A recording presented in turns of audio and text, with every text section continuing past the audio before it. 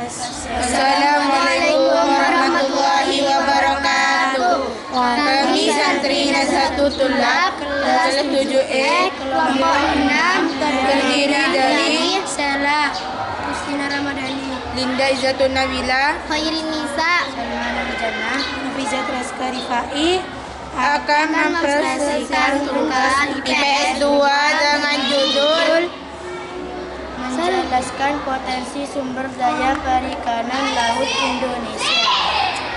Sebagai negara kepulauan terbesar dengan luas wilayah laut yang dapat dikelola sebesar 5,8 juta kilometer kubik, sektor maritim kelautan menjadi sangat strategis bagi Indonesia. Meskipun demikian, selama ini sektor tersebut masih kurang mendapat perhatian serius bila dibandingkan dengan sektor daratan. Padahal jika potensi pembangunan ekonomi kelautan Indonesia dikelola dengan inovatif dan baik, maka dapat menjadi salah satu sumber modal utama pembangunan dan dapat memberikan manfaat yang maksimal bagi negara dan masyarakat Indonesia. Secara potensi, perikanan Indonesia adalah yang terbesar di dunia, baik perikanan tangkap maupun perikanan budidaya. Berdasarkan modus operandi atau cara produksi perikanan terbagi menjadi dua, yaitu perikanan tangkap dan perikanan budidaya, dengan potensi produksi lestari sekitar 67 juta ton atau tahun. Dari angka ini, potensi produksi lestari perikanan tangkap laut sebesar 9,3 juta ton per tahun dan perikanan tangkap di perikanan darat, danau, sungai, waduk, dan rawa sekitar 0,9 juta ton per tahun atau total perikanan tangkap 10,2 juta ton per tahun. Sisanya 56,8 juta ton per tahun adalah potensi perikanan budidaya, baik budidaya laut, budidaya perairan pawai, tampak, walaupun budidayanya berairan tawar darat.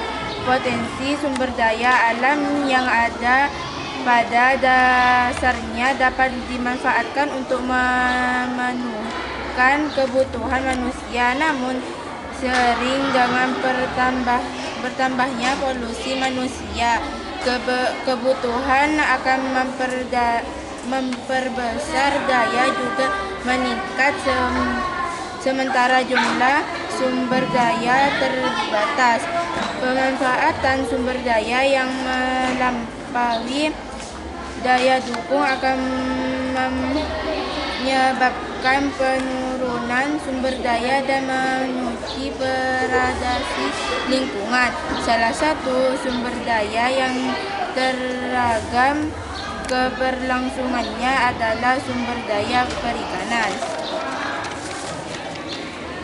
Pengelolaan sumber daya perikanan pada awalnya hanya berfokus pada pengembangan aspek ekonomi sementara. Hal ini karena adanya kesalahpahaman bahwa sumber daya ikan dapat pulih sehingga dapat dieksploitasi besar-besaran dan memaksimalkan produksi tangkapan ikan untuk mengejar keuntungan sebesar-besarnya.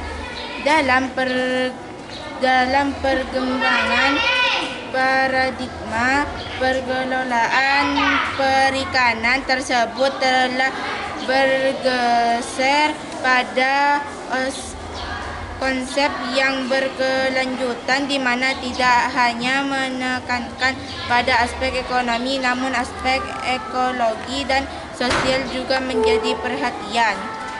Mengingat luasnya wilayah operasi Indonesia, sehingga untuk optimalisasi pengolahan sumber daya perikanan, maka pemerintah menamakan wilayah pengolahan perikanan negara Republik Indonesia melalui peraturan Menteri Kelautan dan Perairan Nomor 1 Tahun 2009 yang telah diubah melalui Peraturan Menteri Kelautan dan Perintahan Nomor 18 Tahun 2014.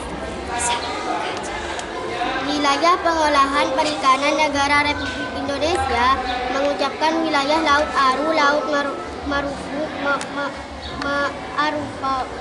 Arufaru, dan Laut Timur bagian timur yang merupakan bagian dari paparan suhu dan secara geografis berbatasan dengan daerah Republik Laut Banda di sebelah utara, serta berbatasan langsung dari 3 negara yaitu Australia, Timor Leste, dan Papua Nugini.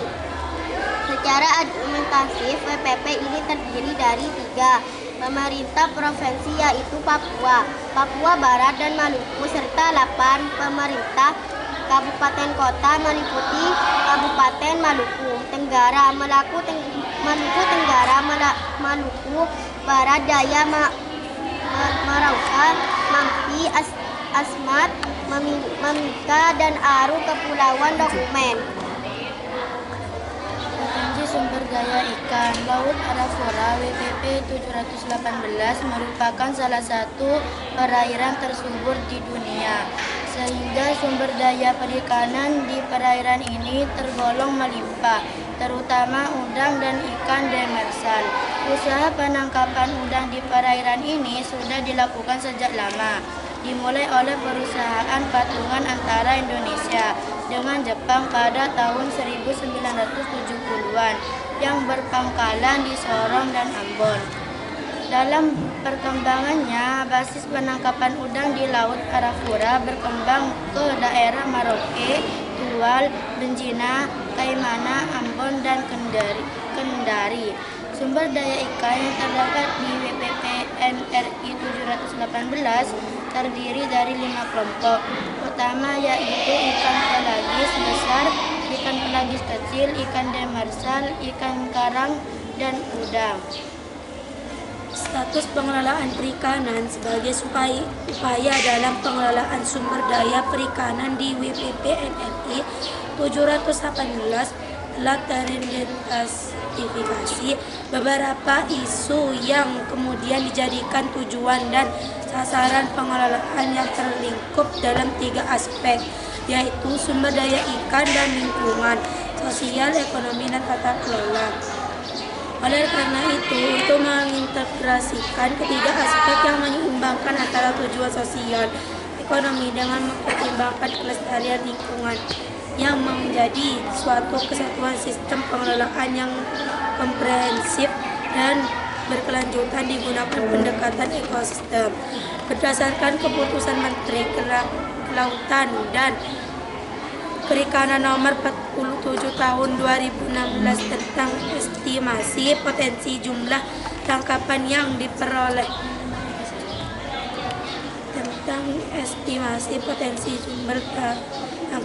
diperbolehkan dan tingkat pemanfaatan sumber daya ikan di wilayah pengelolaan perikanan negara Republik Indonesia, khusus upaya WPP NRI 718 memiliki potensi sumber daya perikanan sebesar 1.900.000 ton dengan tingkat pemanfaatan untuk jenis udang, ikan demersal, dan lobster telah mengalami over export.